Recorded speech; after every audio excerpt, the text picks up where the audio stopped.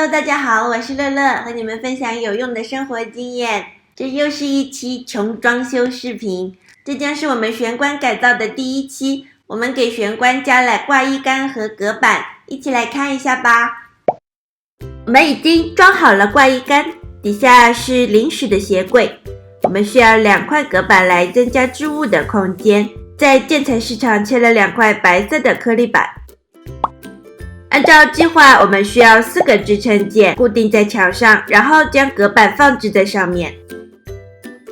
但是在用定位器测墙体背后的电路管线的时候，发现有一个区域它哔哔哔哔哔哔哔叫个不停，说明在背后是这个开关的电线，我们不能在这个区域打洞。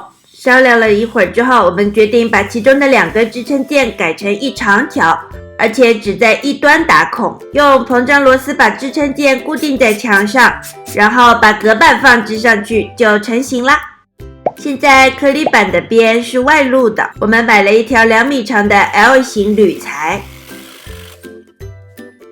按照尺寸切割了之后，用强力胶水把它固定在隔板的侧面，再用木工夹夹住24小时稳固胶水。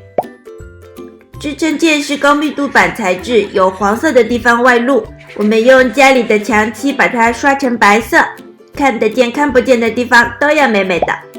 现在我们来把这个又黑又长的缝给填了吧。首先在距离边缘大概5毫米的地方贴上美纹纸，这样完成之后的填缝机就会有一条非常工整的边，不会逼死强迫症啦。填缝机非常好用，是帮我们装地板的师傅推荐的。把它打到缝隙上，然后用刮板或者手指把它涂抹均匀，一定要在填缝机干燥之前把美纹纸撕掉。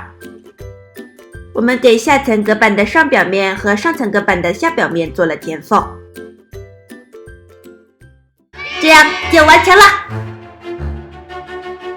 再挂上衣服，把鞋柜放进去。